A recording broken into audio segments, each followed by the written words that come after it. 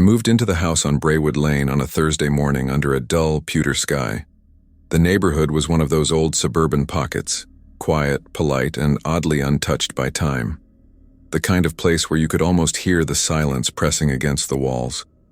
The landlord had said it was a starter home, which I took to mean it needs work. And it did. The paint was fading, the floorboards creaked, and the lights buzzed faintly when turned on. Still, I'd been desperate for a change. I'd been living out of my car for nearly 3 months after a bad breakup and losing my job. The house felt like a second chance. The first strange thing I noticed wasn't the smell, though it had one, faintly sweet and metallic like old pennies. It was the mirror.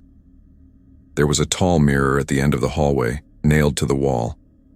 When I asked the landlord if I could remove it, he said no, almost too quickly. "It's built into the wall," he said, "part of the original frame." That night I couldn't sleep. The mirror kept drawing my attention. Every time I glanced down the hall, I swore I saw a dim flicker, like lightning in another world. Once I thought I saw my reflection move a second before I did. The next morning, I tried ignoring it. Coffee, unpacking, a walk through the neighborhood. There were maybe 7 houses on the whole street, most of them empty. The mailboxes had dust, the lawns were patchy, and not one car passed by in an hour. When I got back, the front door was unlocked. I know I locked it before I left. I'm certain. But nothing was missing. Nothing was out of place, and except for one thing. The mirror at the end of the hall was tilted slightly, like someone had pushed it. That night I dreamt I was standing in that hallway again. The mirror's surface rippled like water, and I saw a man step out of it. He looked like me, but older, thinner, and terrified. He whispered something I couldn't understand. And then I woke up to find the lights flickering and my hallway freezing cold. When I looked at the mirror, there was condensation on the inside of the glass, like someone had breathed from the other side. I tried telling myself it was stress, moving, lack of sleep, maybe even dehydration. It was easier to believe that than whatever my imagination was starting to suggest. But that night, things got worse. I was sitting on the floor, sorting boxes, when I heard something faint, a tap coming from the hallway. It wasn't loud, just soft and rhythmic, like a fingertip against glass. I followed the sound until I reached the mirror. Tap, tap, tap. I stopped at the end of the hall and whispered, "Hello?" And the tapping stopped. For a few seconds, there was only the sound of the fridge humming from the kitchen and my heartbeat thudding in my ears. Then, as I leaned closer, I realized something impossible. The reflection in the mirror wasn't mine. It was the hallway, but not as it looked now. The wallpaper was a different pattern.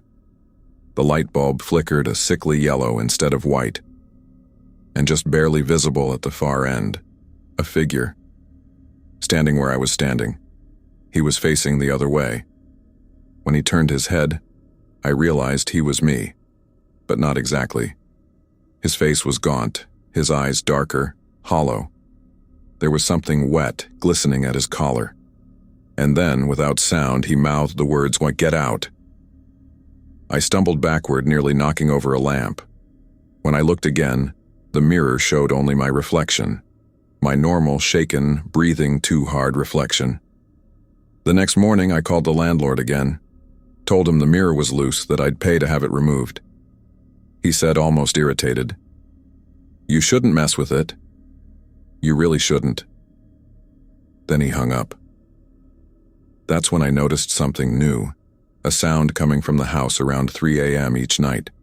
Not footsteps, not pipes. It was a faint radio hum, like an old signal caught between stations.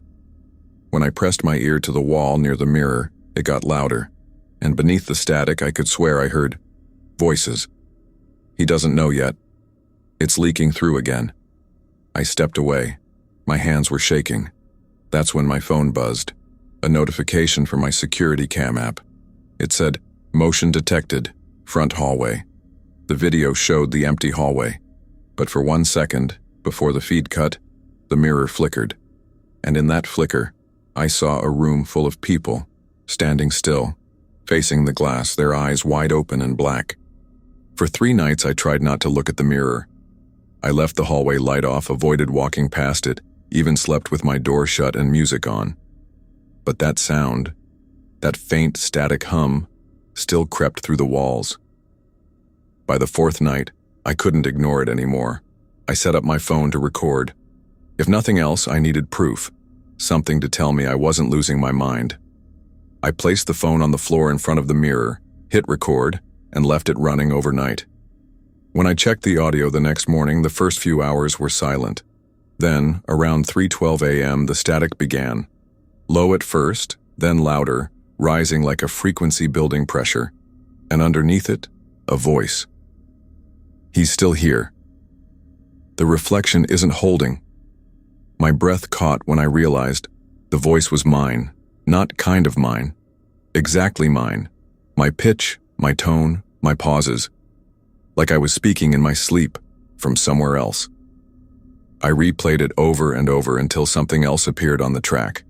A new voice, deeper, distorted. It said, "The door opens soon." I froze the playback and checked the timestamp, 3:33 a.m. That's the exact time my power went out that night. I decided to leave the house the next morning, just for a few days. I called my sister, told her something was wrong, and packed a bag. But when I opened the front door, I stopped cold. Outside, everything was wrong. The street was empty, but not in a normal way. The light had a greenish tint, and the air felt thick, heavy, like the sky was pressing down. Every window on the block, every house, reflected the same faint flicker, like 1,000 mirrors breathing together. I slammed the door shut and ran to the hallway. The mirror was glowing, not bright, just enough to cast shadows that moved against the light. I could see figures again, not reflections this time. They were standing in another house on the other side, watching me. One of them, the older version of me, stepped closer. He looked terrified, his face streaked with tears. He pressed his hand against the glass and the surface bent like liquid. He whispered, "You opened it. You shouldn't have opened it." And then the sound came again, that impossible hum, deep enough to shake the floorboards. When I blinked, the mirror was still. And I was alone. Except for one new thing. My phone was lying face up, screen cracked, still recording. And on the screen, the reflection wasn't me anymore. It was him. The next morning I woke up on the floor. My head was pounding, my throat dry. For a second I thought maybe I'd dreamt it all. But then I saw the mirror. It wasn't at the end of the hall anymore. It was on the ceiling. I blinked hard, thinking I was hallucinating. But no, the frame was somehow grafted to the plaster above me, and my reflection stared down, perfectly still. I stood, trembling. The air was freezing. I could see my breath, curling toward the mirror like smoke being pulled upward. The reflection smiled. I didn't. I don't know why I did it. Maybe because curiosity feels safer than fear. I reached up and touched the glass. It was warm, burning hot actually. But when I tried to pull my hand back, I couldn't. It felt like invisible hands were gripping my wrist. The mirror softened like wet paint, and before I could scream, I was pulled through. I landed hard. The floor was wrong. Not wood anymore. Something slick, cold, and black. The air smelled like ozone and rust. When I stood up, I realized I was in my house, but not my house. The same layout, but darker, decayed. Every photo frame on the wall showed me, hundreds of versions of me, in different rooms, all staring into mirrors. In one photo, I was older. In another, burned. In one, I had no face at all. As I walked through, I noticed the hum again, that low static vibration. But it wasn't coming from the walls anymore. It was coming from inside my head. Then I heard footsteps, slow, deliberate, coming from the hall. When I turned, I saw him, the older version of me, the one from the mirror. His skin was pale, translucent. His voice shook when he spoke. They're all reflections, every version, every mistake. This place, it keeps what the mirrors take. I tried to speak, but my throat was dry.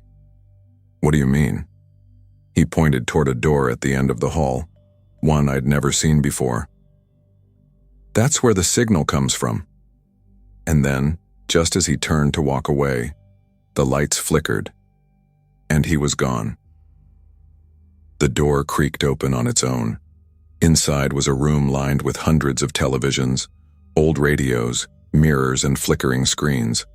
All of them showed me, pacing, sleeping, brushing my teeth, looking terrified. And then every single one turned toward the camera at the same time, and every version of me whispered, "You shouldn't have crossed over." The static rose to a deafening roar. The mirrors pulsed like veins, light pouring from their edges, and before I could move, something stepped out of the glass. It wasn't me. Not exactly. It was what was left of every reflection that had ever broken through. Its face was cracked glass, its eyes black voids. It whispered through all my voices at once, "You opened it, now it stays open." The next thing I remember, I woke up in my bed. Sunlight was pouring in through the window. The mirror was back at the end of the hall. Everything was normal again, except for one thing. My reflection doesn't blink anymore.